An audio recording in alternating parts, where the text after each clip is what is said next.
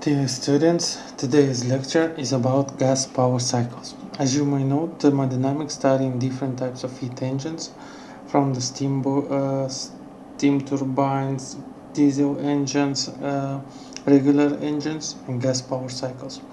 Among these presented heat engines, gas power cycles are one of the best and modern ones.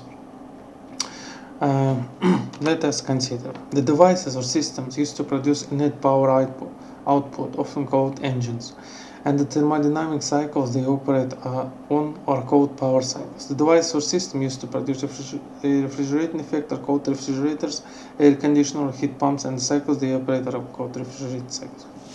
Thermodynamic cycles can also be categorized as gas cycles and vapor cycles, depending on the phase of the working fluid.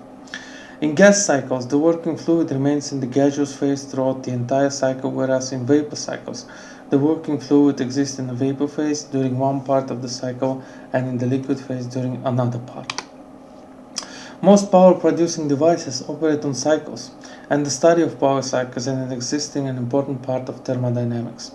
The cycles encountered in actual devices are difficult to analyze because of the presence of complicating effects such as friction and the absence of sufficient time for establishment of the equilibrium conditions during the cycle.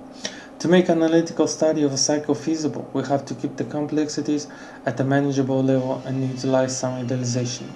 When the actual cycle is stripped of all the internal irreversibilities and complexities, we end up with a cycle that resembles the actual cycle caused, but it's made up totally of internally reversible processes. Such cycles called an ideal cycle.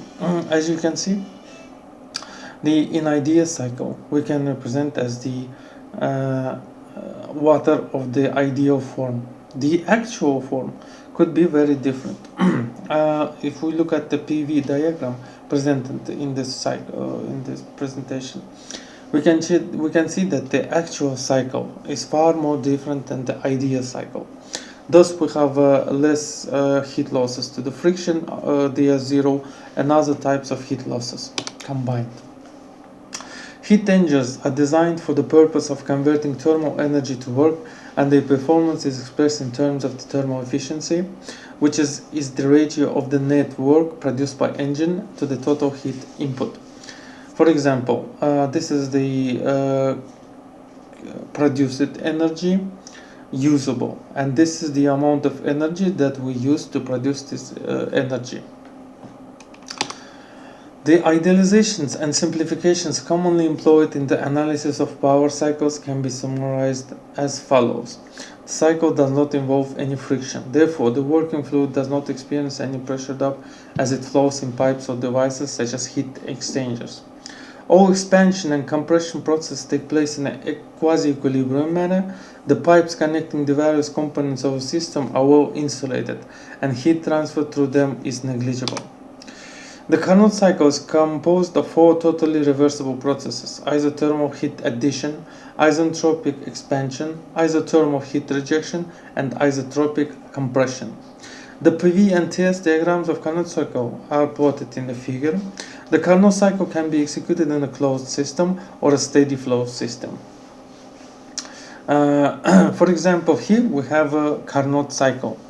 As you can see here, our working fluid goes through the isothermal turbine, which means that here work is done without losing any temperature level. After that, this is the isentropic turbine, where the work is done by the losing temperature but not losing the entropy. After that, the working fluid goes to the isothermal compressor, then isentropic compressor. This is the ideal Carnot cycle. The efficiency of this Carnot cycle could be expressed as the following equation.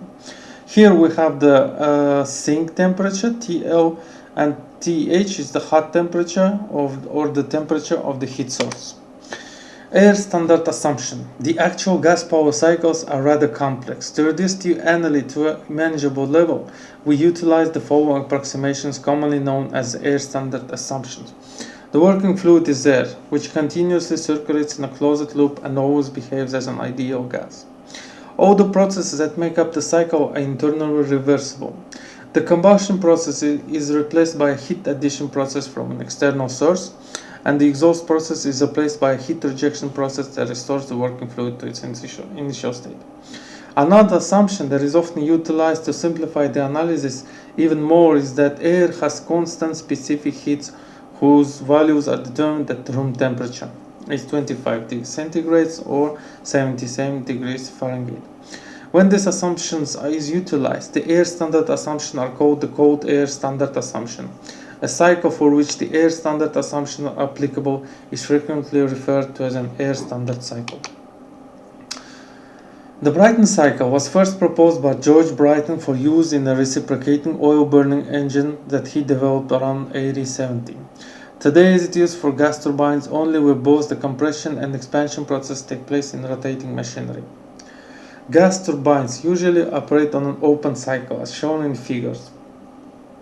Fresh air at ambient condition is drawn into the compressor where its temperature and pressure raised. The high pressure air persists into the combustion chamber where the fuel is burned at constant pressure. The resulting high temperature gases then enter the turbine where they expand to the atmospheric pressure while producing power. We must add that the exhaust gases has temperature about 40, 50, 500, 600 centigrades, which is pretty high. Thus the gas turbine cycles work. This is an open cycle turbine where the fuel and air mixes and goes through the combustion process. The difficult or complicated systems consider the regeneration of the air that goes through the compressor and utilizing the gases coming from the turbine to produce, for example, steam, which could be used in a vapor or steam power cycles.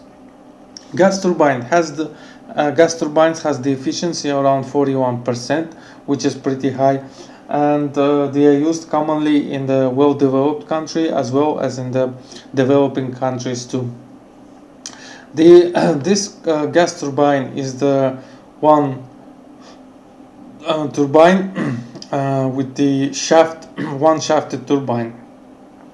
Some gas turbines are using two shafts, generally to differentiate the rotation or the revolving values of the revolving elements. For example, the revolve time of the compressor or turbine.